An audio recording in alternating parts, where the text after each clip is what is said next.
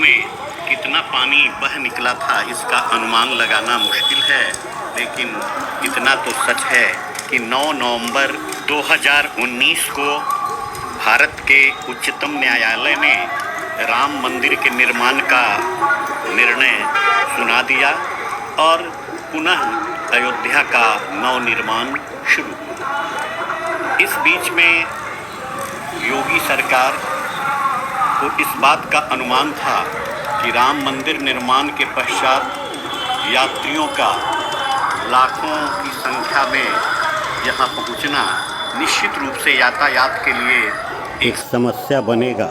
इस कारण यहाँ कई पथों का निर्माण किया गया। सामने वह प्रवेश द्वार है जो पहले के पुराने प्रवेश द्वार की जगह है।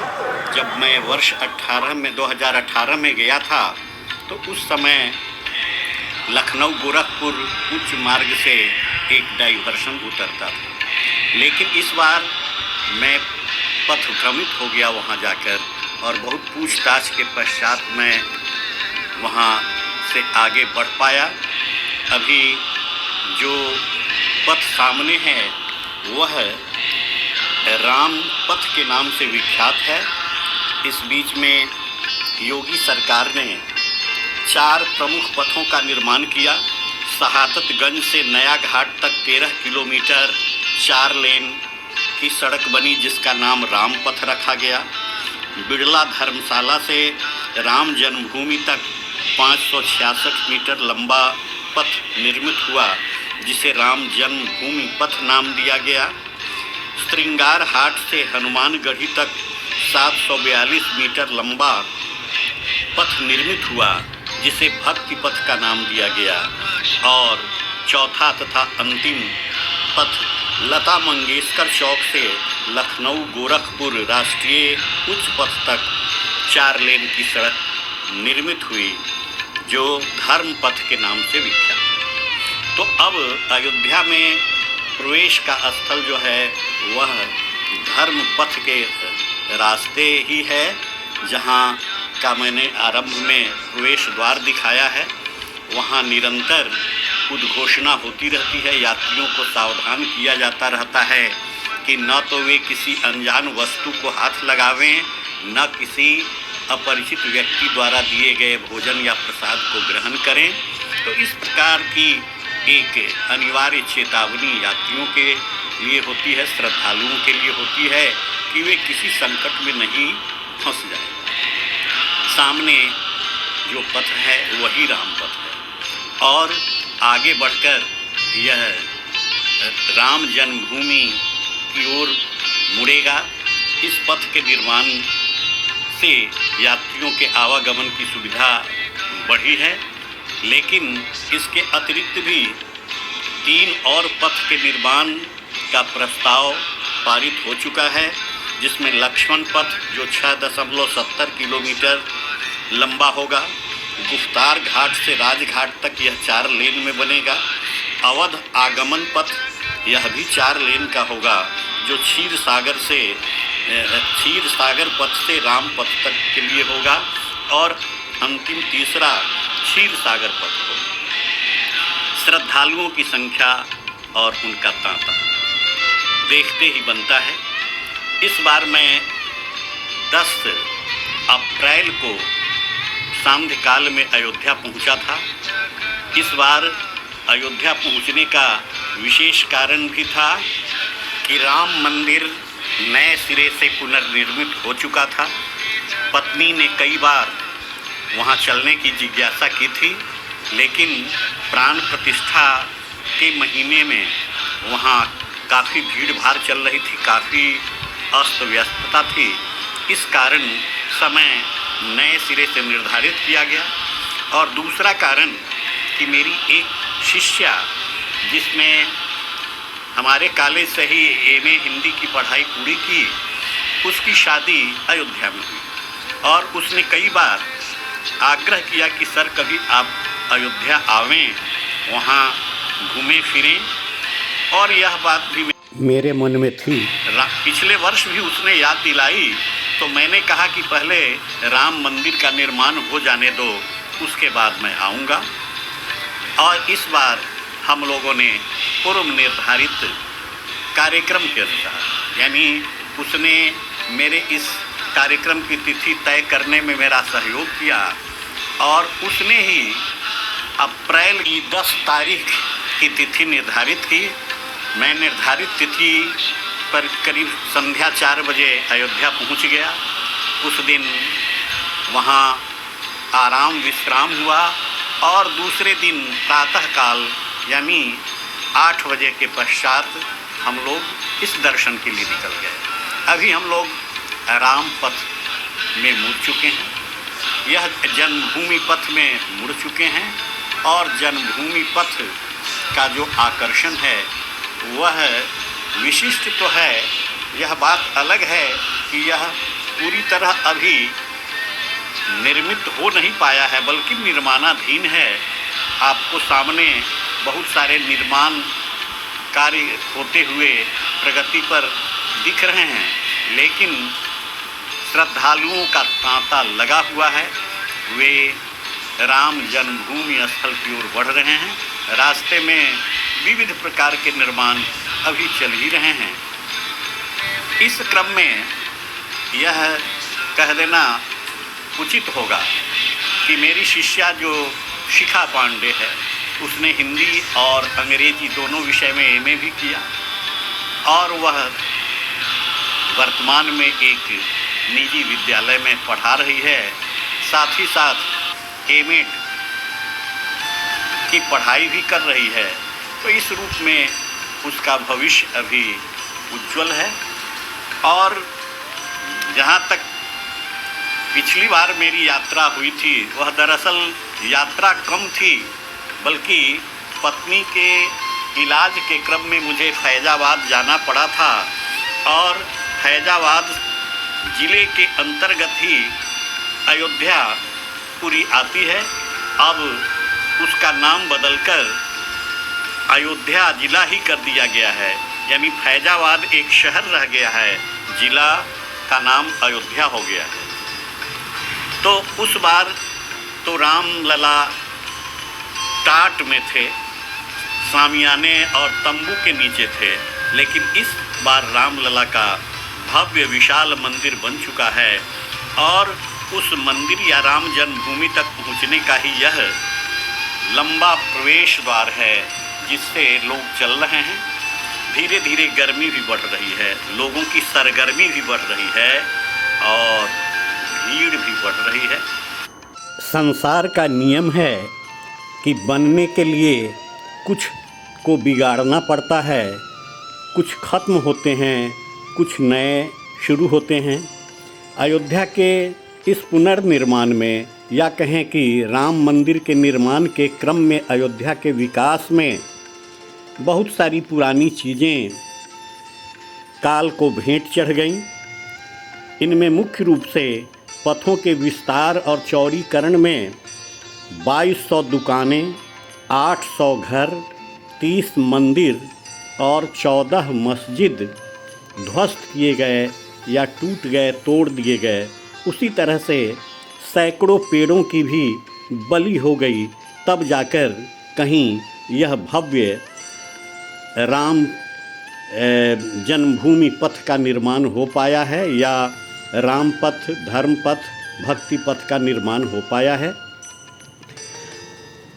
एक पंक्ति चलती है, कविता की पंक्ति है कि हर प्रलय का कोण कायाकल्प का है, यानी कायाकल्प के लिए प्रलय का आना जरूरी होता है।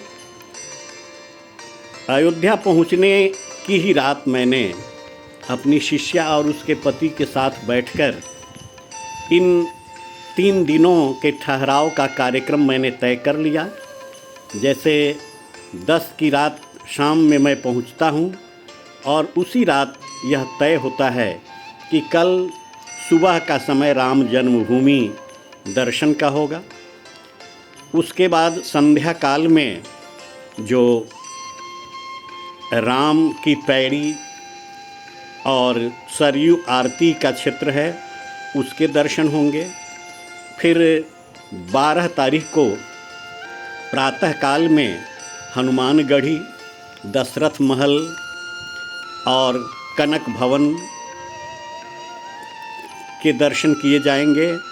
और उसी दिन 3 बजे के बाद राम के अनुज और अयोध्या के आपातकालीन स्थिति में इंचार्ज कहें या प्रभार लेने वाले भरत की साधना स्थली नंदीग्राम के दर्शन किए जाएंगे। और इसी प्रकार यह कार्यक्रम हुआ।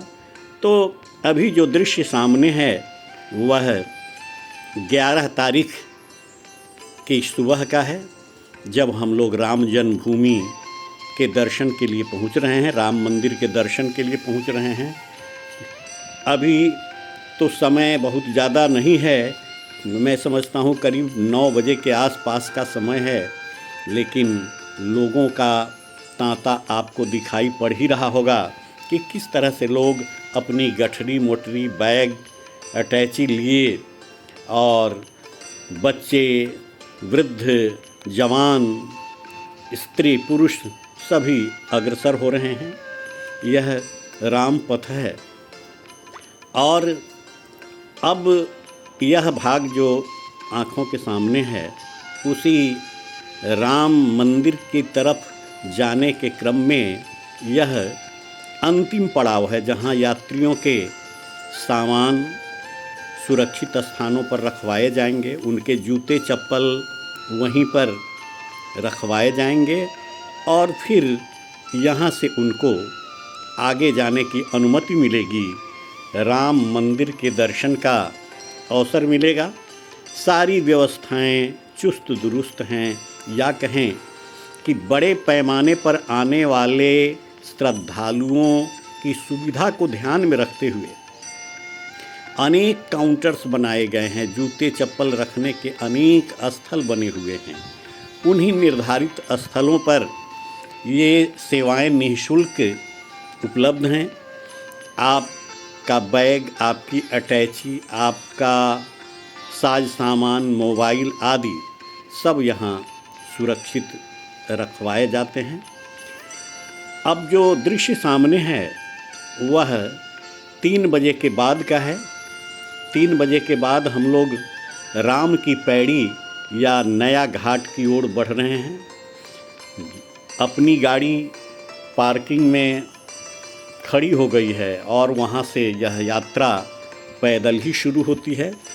हम लोगों को सही अनुमान नहीं था कि दूरी इतनी अधिक होगी। उत्साह में तो बढ़ गए, लेकिन गर्मी भी थी और पत्नी का पांव सुबह ही राम जन्मभूमि पथ में बढ़ने के क्रम में, चलने के क्रम में चप्पल से कुछ छिल गया था, कट गया था। उनको दिक्कत भी है, बावजूद इसके विवशता है कि बढ़ते जाना है, चलते जाना है, उस लक्ष्य या उस दर्शनीय स्थल तक पहुंचना है। तो हम लोग अभी उसी राम की पैड़ी या नया घाट के पास बढ़ रहे हैं। लोग इस समय कम संख्या में दिख रहे हैं क्योंकि गर्मी बढ़ गई है, और लेकिन हम लोगों के सामने चूँकि समयबद्ध योजनाएं हैं, हम समय का अतिक्रमण नहीं कर सकते, क्योंकि अगर हम उसको उलट फेर में डालेंगे तो हमारा कार्यक्रम भी आधा अधूरा रह जाएगा। इसीलिए बावजूद कि थकान हो रही है, पसीना छूट रहा है, गर्मी झेल रहे हैं, लेकिन अयोध्या के उस दिव्य रूप के दर्शन कर रहे हैं। सड़क की दोनों ओर धर्मशालाएं हैं, मंदिर हैं, बड़े बड़े विशाल भवन हैं। अभी हम लोग राम की पैड़ी के समीप स्थित एक मंदिर में पहुँचे हैं। वहाँ भगवान के दर्शन किए जा रहे हैं। जूते चप्पल बाहर ही निकाल दिए गए हैं। यह उस जगह का एक दृश्य है जहाँ राम की पैड़ी तक का रास्ता चलता है, और इसी रास्ते से चलकर क्योंकि पहले जो राम की पैड़ी नाम से जो जगह विख्यात है, वहाँ सुविधाएं नहीं थीं। 18 के पहले वहाँ गंदगी का अंबार था, नाली नुमा वह स्थल जहाँ लोग स्नान करने को विवश थे, श्रद्धा विभूत हो जाते थे। लेकिन अब उसे नए सिरे से जो सामने दिख रहा है वह वही नवनिर्मित राम की पैड़ी है। सारी सीढ़ियाँ पक्की हो गई हैं, नीचे का जल प्रवाह का क्षेत्र भी पूरी तरह से पक्कीकृत है और सरयू का पानी बराबर इसमें ताज़ा पानी आता है, एक तरफ से और दूसरी तरफ निकल जाता है। इस कारण गंदगी का कोई आभास नहीं होता है। साथ में मैं, मेरी पत्नी, मेरी शिष्या शिखा पांडे, उसके पति श्री शशि शेखर पांडे और उन दोनों की एक 6-7 वर्ष की पुत्री। शारीरिक रूप से वह कुछ कमज़ोर है या कहें कि मानसिक रूप से कुछ कमज़ोर है, लेकिन वह हम लोगों का साथ दे रही है, साथ चल रही है। हम लोगों का भी एक नैतिक तकाजा है कि उस बच्ची को भी साथ ही सब कुछ दिखलाया जाए, घुमाया जाए। तो इस रूप में हम लोग वही राम की पैड़ी के समीप हैं। एक नागेश्वर नाथ मंदिर है बकल की गली में, उसकी ओर हम लोग बढ़े थे, उसके दर्शन किए थे। और अब राम की पैड़ी पर जो स्थल है, जो पुल है जिससे चलकर हम उस पार जा सकते हैं, सरयू आरती के स्थल पर, उस दिशा में हम सब आगे बढ़ रहे हैं। यही मनोरम दृश्य है, बड़ा ही मनोरम दृश्य है। थोड़ी ही देर में जब रात्रि का या सांध्यकालीन अंधेरा छाएगा तो यहाँ का दृश्य और भी, हम लोग अब दूसरे पार में आ गए, राम की पैड़ी में इस दूसरे पार में आ चुके हैं। रंग बिरंगे सुंदर पार्क और निर्माण के स्थल हैं जो सब दर्शनीय हैं। अभी सूरज डूबने की तैयारी कर रहा है और पेड़ को विविध रंगी बत्तियों से, बड़े बड़े फोकस लाइट से सजाया गया है। हम अब उस सरयू घाट की ओर अग्रसर हो रहे हैं जहाँ सांध्यकालीन सरयू आरती होती है। और यह आरती करीब करीब आधा पौन घंटे तक, आधा घंटा से ज़्यादा ही चलती है। जिस तरह से वाराणसी में दशाश्वमेध घाट की आरती है, उसी तरह से अयोध्या में सरयू घाट की यह आरती है।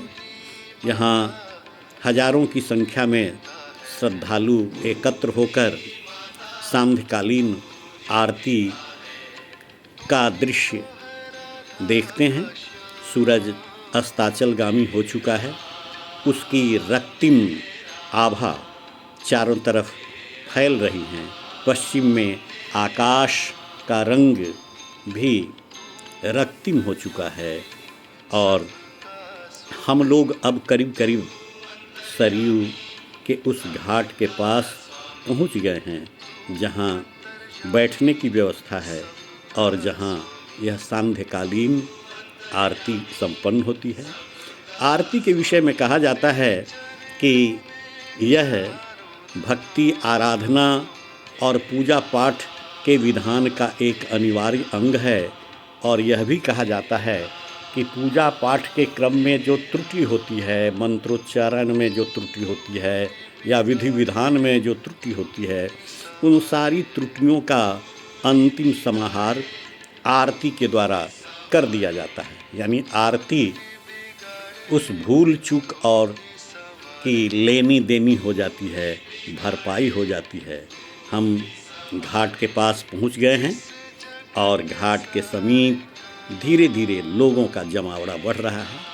सीढ़ियां बनी हुई हैं करीने से काफ़ी दूर तक और उन्हीं सीढ़ियों पर लोग बैठ जाते हैं। ऊपर नीचे बनी हुई सीढ़ियां एक दूसरे को देखने में बाधा नहीं पहुंचने देती हैं, क्योंकि नीचे वाले नीचाई पर होते हैं, ऊपर बैठे हुए लोग ऊंचाई पर होते हैं। और इस रूप में सरयू आरती हमारे सामने शुरू होने वाली है। यह ध्यातव्य है कि सर्वप्रथम मदन मोहन मालवीय जी ने हरिद्वार में गंगा आरती का आरंभ किया था, संभवतः 1905 के आसपास। और उसके बाद नदियों की आरती की परंपरा आगे बढ़ती गई, विस्तृत होती गई। चूँकि भारतीय चिंतन में, समाज में, धर्म ग्रंथों में नदियों को अपार महिमावान बताया गया है। और दरअसल नदियों की महिमा है भी, वे जीवन दायिनी हैं।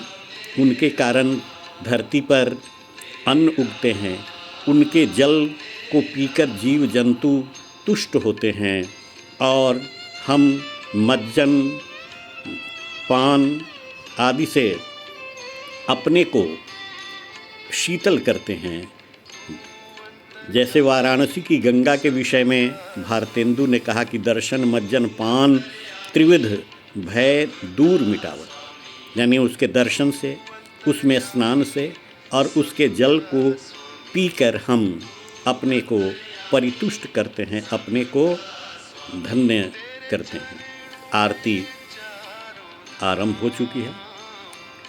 संध्या का अंधेरा अब फैल रहा है और उसमें बिजली बत्तियों की सजावट और पुजारियों के द्वारा सरयू की जाने वाली आरती प्रज्वलित हो चुकी है। और हाथों में ये सभी पुजारी उस महा आरती, यानी जिसमें दीपों की दर्जनों श्रृंखलाएं होती हैं, दर्जनों दीप जिसमें बने होते हैं, जो धातु पीतल के बने हुए दीप स्तंभ हैं, उन पर जले हुए दीपों के साथ साथ वे माँ सरयू की आरती शुरू कर चुके हैं। चारों तरफ से रोशनी का एक सैलाब सा होता जा रहा है। नीचे सरयू की धारा कलकल छल छल बहती चली जा रही है। धारा में छोटी बड़ी नौकाएं और छोटे बड़े जो इंजन बोट्स हैं वे घूम रहे हैं। जो श्रद्धालु हैं, जो दर्शक हैं, जो यात्री हैं, वे सरयू की धारा में पहुंचकर वहाँ से इसका आनंद ले रहे हैं। इस दिव्य आरती, भव्य आरती और आध्यात्मिक आस्था का आनंद ले रहे हैं। और किनारे पर बैठे हुए हम लोग भी इस आरती के दृष्टा हैं, इसके आनंद के प्राप्तकर्ता हैं। कहाँ कहाँ से लोग आए हैं। जैसे कहते हैं कि भारत विविधताओं का देश है, तो जहाँ जहाँ से लोग आए हैं वे सभी इसका आह्लाद आनंद ले रहे हैं। आरती खत्म हुई है और हम लोग अब वापस निवास की ओर हो रहे हैं। सामने लता मंगेशकर चौक है। ये जो बहुत बृहद वीणा की मूर्ति बनी हुई है, स्थापित है, ये चौक है लता मंगेशकर चौक। चारों तरफ रोशनी का प्रवाह, सजावट, बत्तियों की सजावट और अयोध्या को स्वर्ग लोक की छवि प्रदान करने का प्रयास चल रहा है। हम लोग ऑटो में बैठे हुए हैं और वहीं से यह वीडियो बनाई जा रही है। देख रहे हैं जगह जगह जो प्रकाश स्तंभ हैं उसका प्रकाश पीतवर्णी है। और कहा जाता है कि राजा राम या राम, भगवान राम जो सूर्यवंशी थे, उन्हीं के सूर्य का प्रतीक यह सूर्य स्तंभ पूरी अयोध्या में निर्मित हो रहा है, जिसकी रोशनी में अयोध्या नगरी उस त्रेता युग की